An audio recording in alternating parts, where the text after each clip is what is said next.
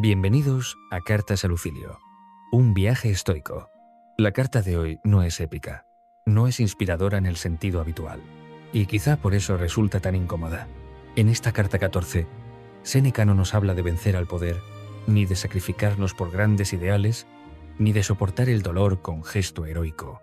Nos habla del cuerpo, del miedo, y de algo que solemos mirar con recelo, la prudencia como forma de sabiduría.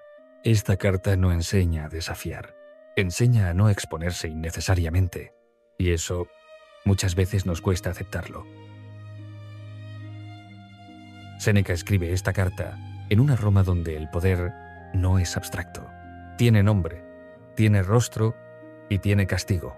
No es un tratado teórico, es una reflexión práctica para alguien que quiere vivir, sin convertirse en víctima, ni en cómplice. Por eso el punto de partida es muy claro. El problema no es el cuerpo. El problema es el miedo que nace cuando todo gira en torno a él. Desde ahí, la carta se convierte en una guía de supervivencia moral. Cómo proteger lo esencial, sin perder la dignidad, en un entorno potencialmente hostil.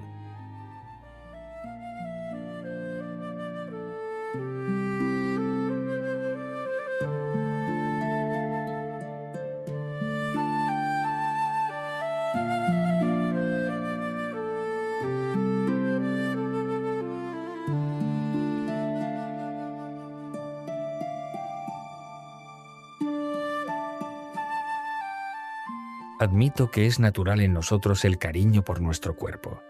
Admito que ejercemos su tutela. No digo que no haya que ser condescendiente con él. Digo que no hay que ser su esclavo, pues será esclavo de muchas cosas quien lo es del propio cuerpo, quien por él pasa mucho miedo, quien todo lo relaciona con él. Debemos conducirnos no de manera que debamos vivir por el cuerpo, sino como si no pudiéramos hacerlo sin él. El excesivo amor a él nos desazona con temores, nos carga de preocupaciones, nos expone a ultrajes. Lo honroso resulta ruin para quien tiene un cariño excesivo al cuerpo. Cuidemos de él con mucho esmero, pero de manera que cuando lo exija la razón, o la honra, o la lealtad, podamos echarlo al fuego. No obstante, en lo que podamos, evitémosle incluso las incomodidades, no solo los riesgos, poniéndonos a buen recaudo e ideando sin cesar medios para alejar en un momento dado las situaciones temibles. Son estas, si no me equivoco, de 3 clases.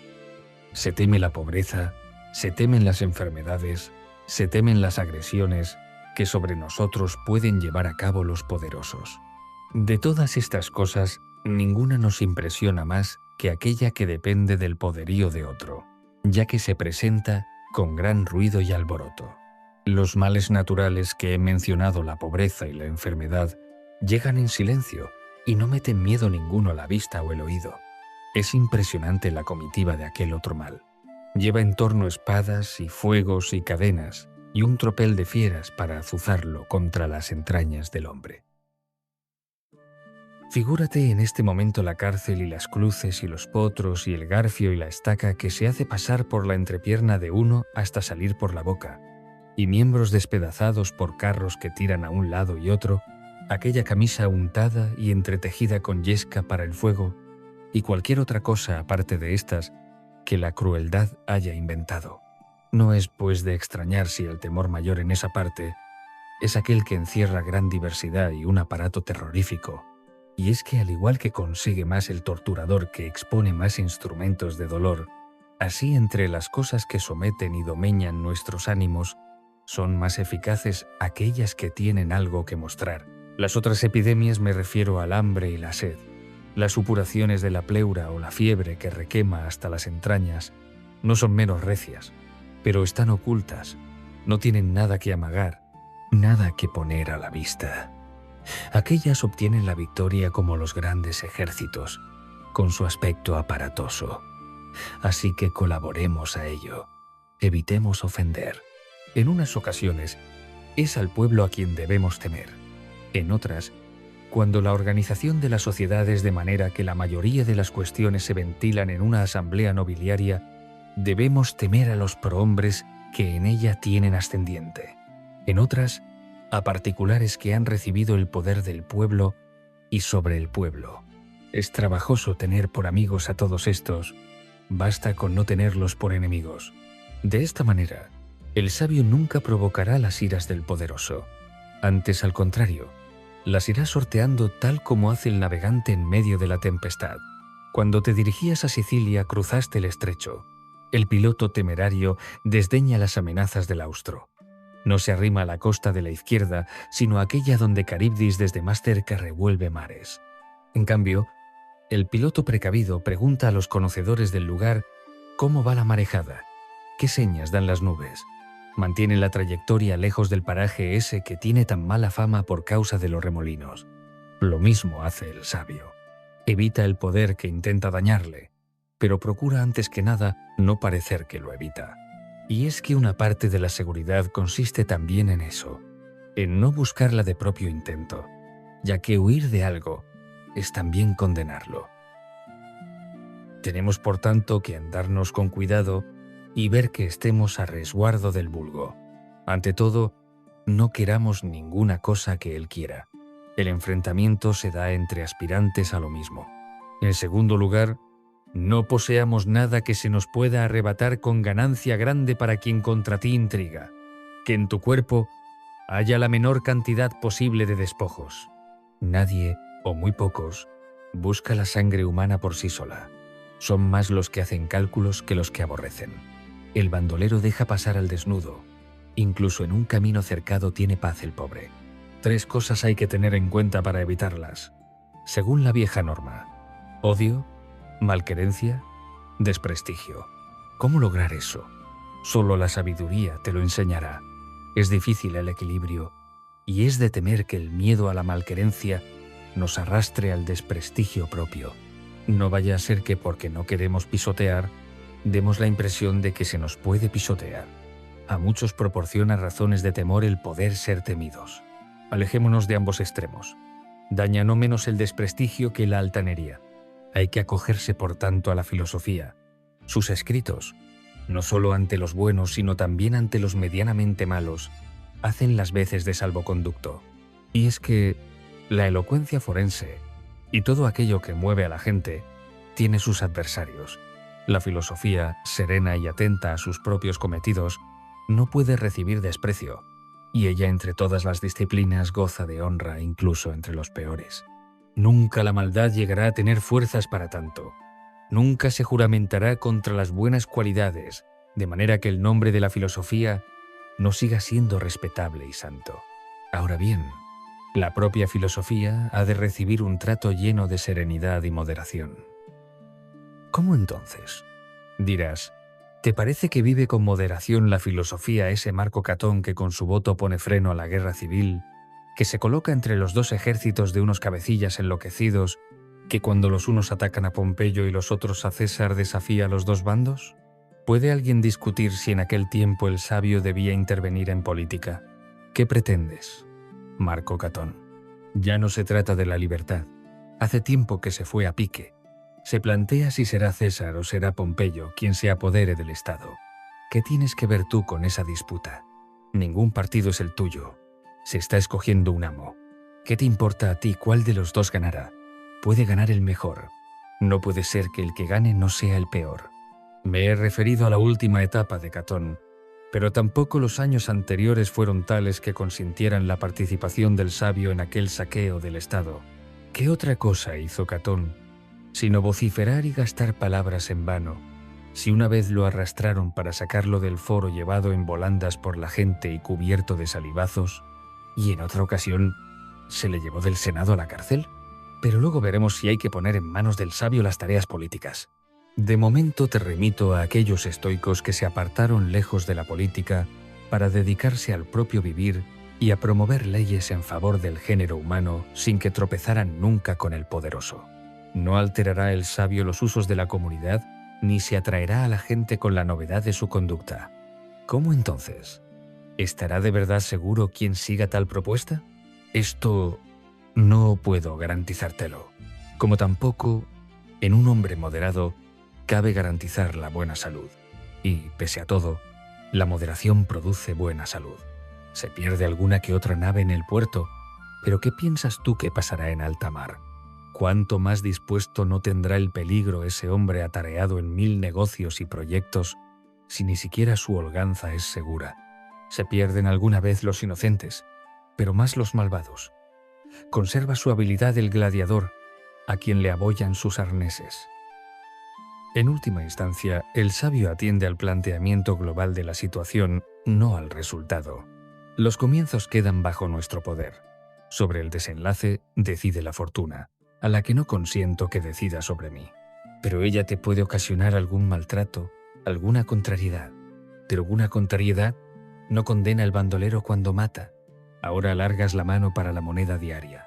Te voy a enriquecer con moneda de oro. Y ya que se ha hecho mención del oro, entérate de cómo su uso y disfrute te puede ser más agradable.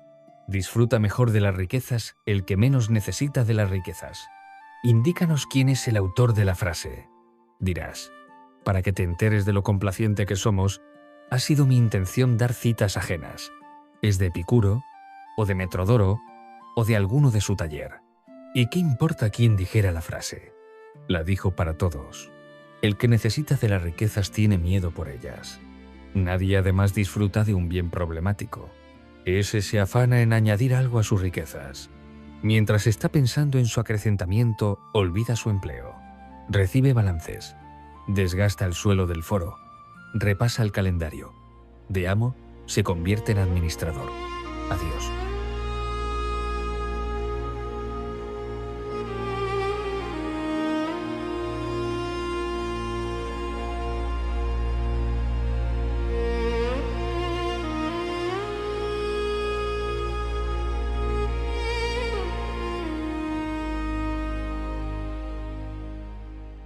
Séneca reconoce algo básico. Es natural cuidar el cuerpo. Lo que no es natural, ni sano, es vivir subordinados a él. Cuando todo se organiza en torno a no sufrir, a no perder, a no ser tocados, el cuerpo deja de ser un medio y se convierte en un amo. De ahí nace el miedo. Y el miedo, nos recuerda Séneca, es una forma de esclavitud. No porque el daño sea inevitable, sino porque el temor anticipado ya nos gobierna. Séneca identifica 3 miedos fundamentales: la pobreza, la enfermedad y la violencia ejercida por otros. Y hace una observación sorprendente. Los 2 primeros no son los más temidos. La pobreza y la enfermedad llegan en silencio. No hacen espectáculo. El verdadero terror es el que depende del poder ajeno, porque no solo duele, intimida antes de actuar. El poder se rodea de símbolos, de castigos visibles, de escenografía. Muchas personas no se quiebran por el dolor, sino por la imaginación del dolor. Ante este escenario, Séneca no propone la rebelión frontal, tampoco la sumisión. Propone algo más incómodo: no provocar, no buscar enemigos, no exhibirse, no confundir valentía con visibilidad. El sabio dice, no necesita ser amigo de todos, pero debe evitar tenerlos por enemigos, no por cobardía, sino por inteligencia moral. Séneca usa la imagen del navegante. El buen piloto no desafía la tempestad, la esquiva, evita el peligro sin alardes, sin gestos teatrales, sin convertir la prudencia en provocación. Séneca introduce aquí una idea dura, pero realista. La mayoría no daña por placer, daña por interés. Por eso recomienda tener poco que perder, no solo en bienes, sino en todo aquello que nos vuelve vulnerables. El que no exhibe no despierta codicia, no es una defensa de la miseria, sino de la libertad interior. Cuanto menos dependes de lo que pueden quitarte, menos poder tienen sobre ti. De esta carta se desprenden varias enseñanzas claras. Cuidar el cuerpo no es adorarlo.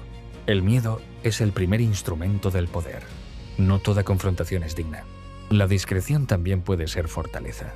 La libertad interior se protege evitando dependencias. Séneca no idealiza el sacrificio inútil. Defiende la conservación de lo esencial.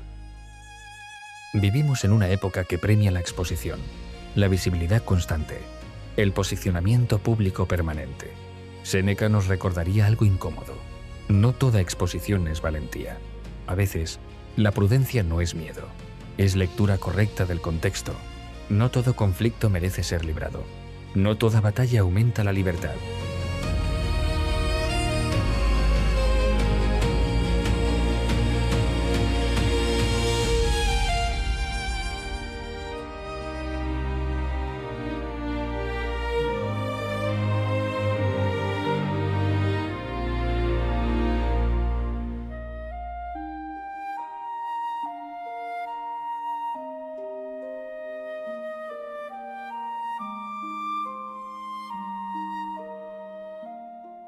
La carta 14 no enseña a ganar, enseña a no ser destruido, cuidar el cuerpo sin someterse a él, protegerse sin vivir aterrado, convivir con el poder sin provocarlo, ni rendirse. La pregunta que deja esta carta es directa. ¿Cuántas veces confundimos valentía con exhibición y prudencia con cobardía? Gracias por acompañarme en este viaje estoico. Nos escuchamos en el próximo episodio.